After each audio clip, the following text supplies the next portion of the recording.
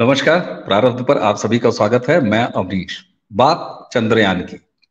आप सोच रहे होंगे चंद्रयान लैंड कर गया, उसके बाद भी बात क्यों हो रही है। दरअसल प्रधानमंत्री नरेंद्र मोदी अपने 2 दिवसीय विदेश दौरे के बाद ग्रीस से सीधा बेंगलोर पहुंचे और बेंगलोर पहुंच के वो कंट्रोल कमांड रूम जो इसरो का है, वहां पर उन्होंने चंद्रयान 3 से जुड़े हुए सभी वैज्ञानिकों को संबोधित किया।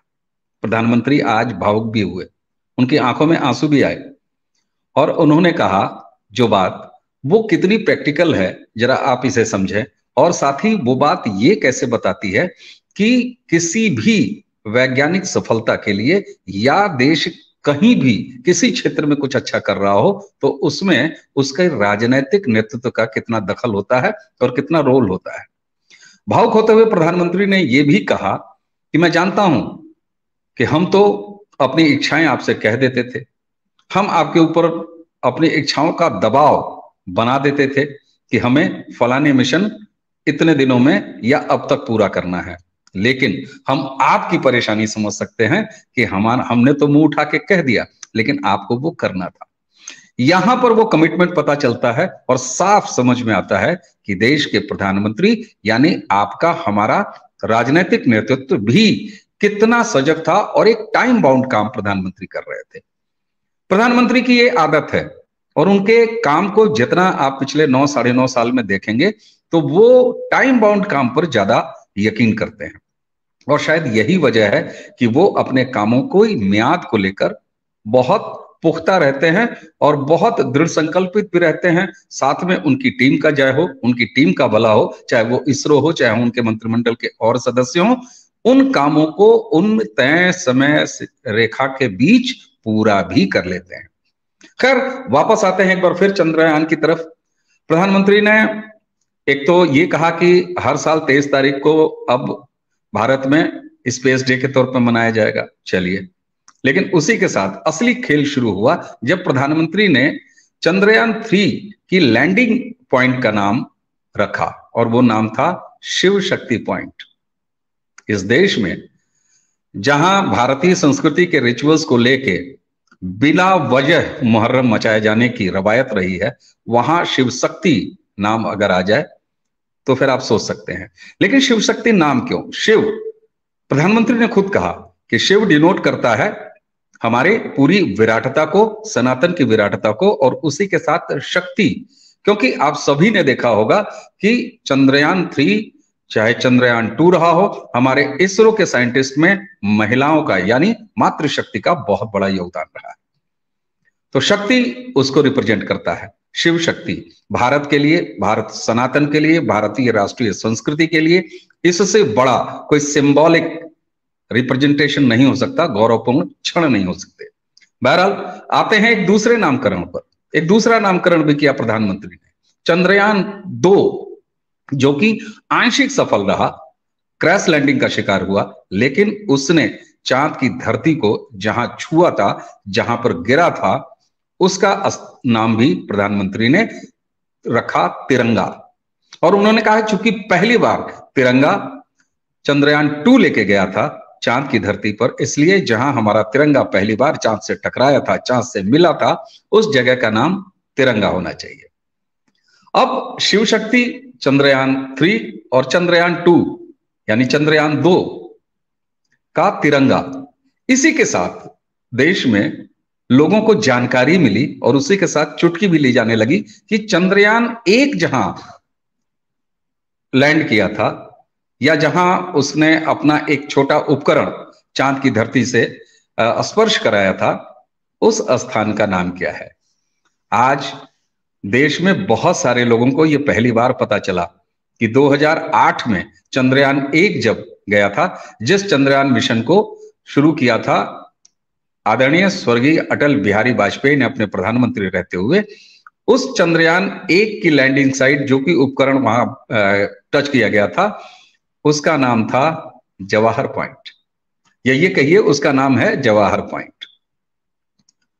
चंद्रयान 3 की सफलता के तुरंत बाद से ही अगर आप कांग्रेस के ट्वीट्स को देखें, उनके आधिकारिक हैंडल्स को देखें, उनके नेताओं की जबानों को देखें, तो जवाहरलाल जवाहरलाल जवाहरलाल पंडित नेहरू। अरे ठीक है, मानते हैं ये देश भी मानता है, बहुत बहुत आभार, बहुत बहुत नमन करता है इस एहसान का कि पंडित नेहरू ने इस देश के पहले प्रधानमंत्री पद की शपथ ले ली।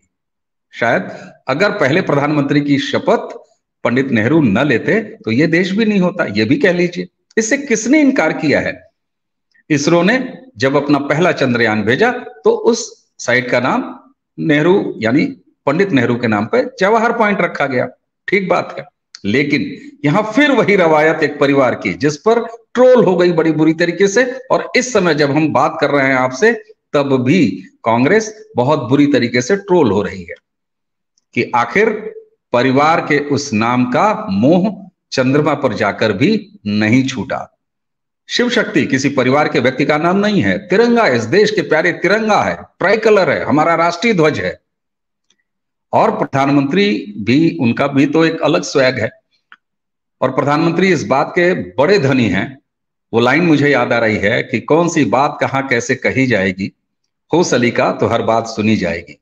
तो प्रधानमंत्री सही मौके का चुनाव करते हैं, और जब उन्होंने शिव शक्ति और तिरंगा नामकरण किया तब उन्होंने ये कहा चूंकि नाम रखने की परंपरा है, और ये परंपरा कहां से आई?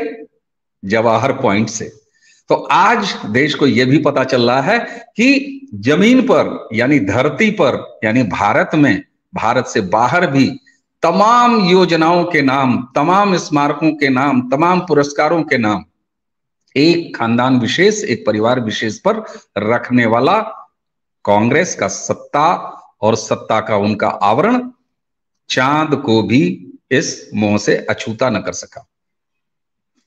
जो लोग भी इस बात को लेकर लगातार परेशान हैं कि नरेंद्र मोदी प्रधानमंत्री के रूप में चंद्रयान 3 की सफलता का श्रेय इतना ज्यादा क्यों ले रहे हैं, उन्हें आईने देख लेना चाहिए कि वो चंद्रयान मिशन जिसकी शुरुआत औपचारिक तौर पर भारतीय जनता पार्टी और एनडीए की सरकार रहते स्वर्गीय अटल बिहारी वाजपेयी ने किया, 2008 में इसरो लगातार उस पर काम करता रहा। और देखिए, सरकारें आती हैं, सरकारें जाती हैं। हमारे यहाँ 5 साल की मियाद है एक सत्ता रहने की, एक सरकार रहने की, 5 साल की उम्र है एक सरकार की, और उसके बाद चुनाव होता है। ये हमारी लोकतांत्रिक मर्यादा है, लोकतांत्रिक परंपरा है, और उच्चतम लोकतांत्रिक मर्यादाएं हैं जिसके तहत हमारे यहाँ स्वस्थ तरीके से एक सरकार के बाद दूसरी, अगर रिपीट नहीं हुई तो तीसरी आती रहती है।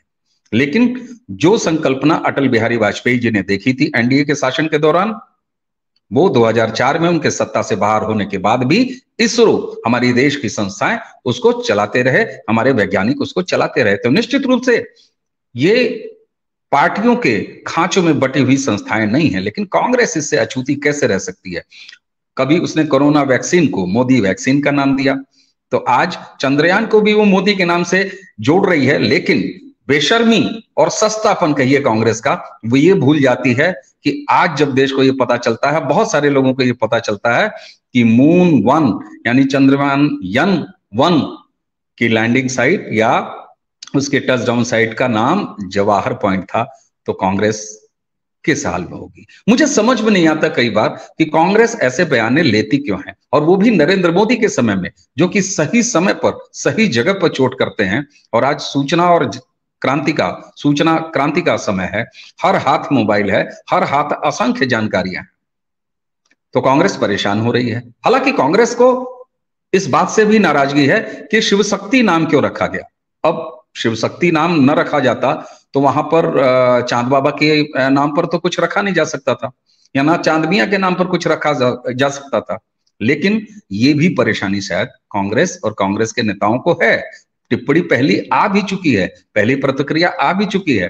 कांग्रेस के नेता राशिद अल्वी, उन्होंने बड़े जोरदार तरीके से अपनी पीड़ा को व्यक्त करते हुए कहा कि क्या चांद नरेंद्र मोदी की उनकी जागीर है, उनकी संपत्ति है जो उन्होंने कहीं किसी का नाम रख दिया? अरे साहब, चंद्रयान 1 के समय क्या चांद कांग्रेस की संपत्ति था? या राशिद अल्वी साहब, आपके बाप दादाओं के नाम पट्टा था उसका, जो आपने उठा के दे दिया, कह दिया था कांग्रेस पार्टी को, और तब की सरकार को, मनमोहन सिंह की, कि नाम रख दीजिए जवाहर पॉइंट। तो साहब, एक कदम दूसरे तरफ बढ़ाने से पहले खुद के आईने देख लेने चाहिए। और इससे पहले कि आपको गिनाऊं कि इस देश में कितनी योजनाएं, पुरस्कार, भवन या बाकी सारी चीजें नेहरू और गांधी, कथित गांधी, मैं यहां महात्मा गांधी नहीं कहता हूं, नेहरू और गांधी परिवार के नाम है। अगर इसका जोड़ जमा किया जाए तो कुल मिला के 600 से ज्यादा योजनाएं, स्मारक, पुरस्कार आदि कांग्रेस के इन्हीं एक परिवार के नाम है। अब जरा आए एक सरसरी निगाह पर देख भी लेते हैं, हिसाब भी रख लेते हैं। राज्य सरकार की योजनाएं अगर देखें तो कुल 52 योजनाएं नेहरू और गांधी परिवार के नाम, जिसमें 25 अकेले राजीव गांधी के नाम, 27 इंदिरा गांधी के नाम, इस तरीके से कुल 52 योजनाएं।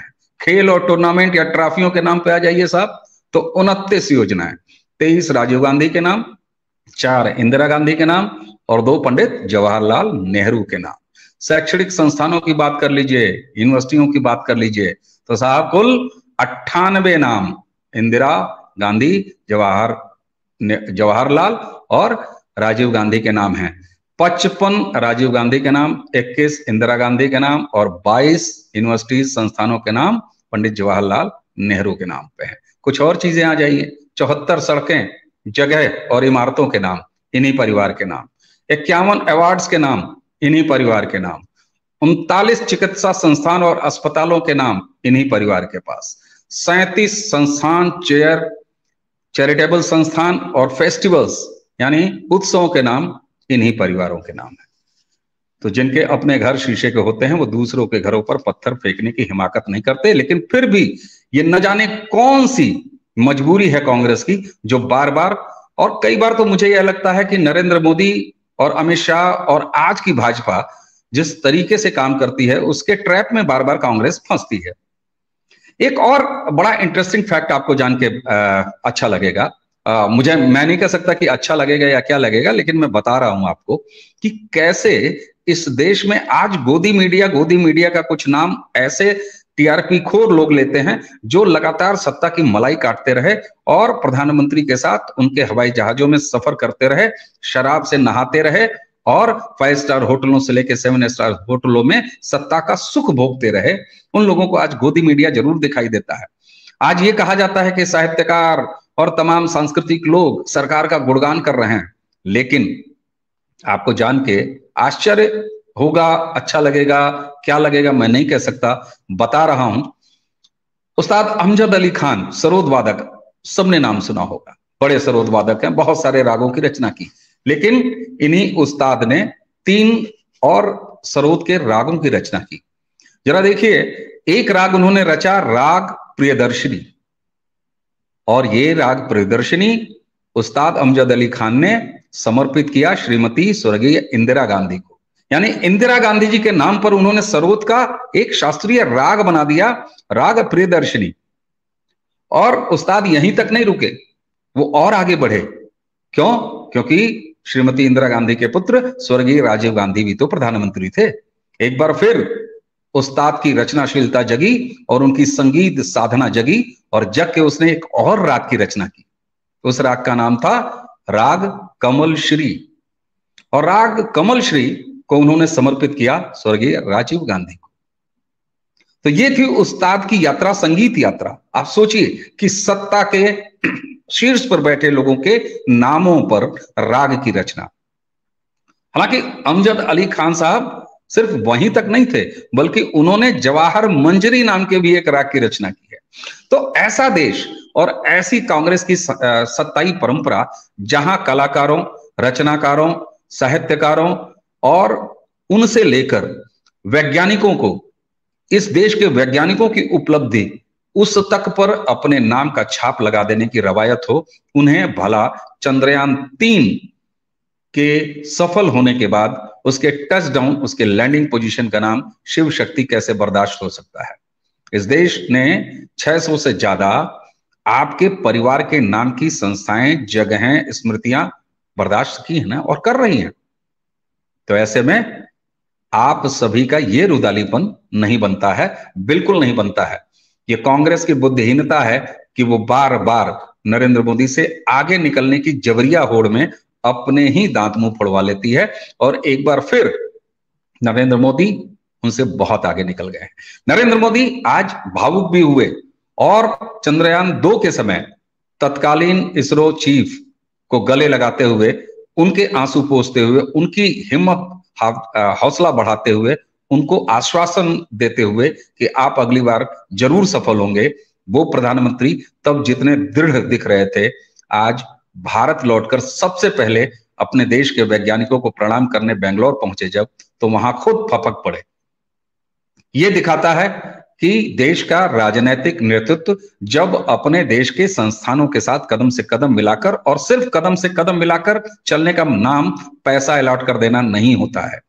पैसा बहुत सारे लोगों को दे दिया जाता है, लेकिन अगर सिर्फ पैसे से हर चीज पा ली जाती तो बहुत कुछ आसान था। यानी रूस का अभियान अभी असफल नहीं हुआ होता। ऐसे बहुत सारी चीजें असफल नहीं होती। हमारे बड़े बुजुर्ग हमारे जीवन में लगातार हमें ये बताते हैं कि पैसा ही सब कुछ नहीं है। तो यहां भी साफ दिखता है, हाँ, ये माना जाता है और ये मानने योग्य है कि प्रधानमंत्री ने इसरो जैसी अपनी तमाम संस्थाओं को देश में उत्तरोत्तर प्रगति के लिए कभी भी पैसों की कमी तो नहीं होने दी, लेकिन उसी के साथ कंधे पर हाथ रखने वाला मित्र, ताली बजाकर उत्साह बढ़ाने वाला प्रशंसक, यह भी पाया है। इन सारी भूमिकाओं में खरे उतर रहे हैं नरेंद्र मोदी एक प्रधानमंत्री के तौर पर। संभवतः यही वजह है कि भारत उत्तरोत्तर सफलता के शिखर पर पहुंच रहा है, आगे और बढ़ रहा है। उम्मीद है कि कांग्रेस एक बार फिर दौड़ते हुए गिरने से अपने मुंह को फुड़वा बैठी है, जिस तरीके से चंद्रयान पर और चंद्रमा मिशन पर दोबारा इस तरह की गलतियों से बाज आएगी। उंगली दूसरे पर उठाने से पहले एक उंगली खुद पर देख लेगी, विचार लेगी। आज देखिए ना, शिव शक्ति और तिरंगे के बहाने देश बात अब जवाहर पॉइंट पे ही कर रहा है, और जवाहर पॉइंट पर भी कर रहा है। तो जब जब आप दूसरे का गड़ा उखाड़ने का प्रयास करेंगे, चाहे वो सफल हो चाहे असफल हो, लेकिन आपके पीछे आपने इतने गार्ड रखे हैं कि एक उंगली की कुरेद भर आपके बहुत सारी चीजें उठा के बाहर कर देगी। दर्शकों, आज के अंक में इतना ही। दीजिए हमें इजाजत। अगली बार फिर किसी विषय पे आपसे फिर बात होगी। तब तक के लिए नमस्कार, प्रणाम।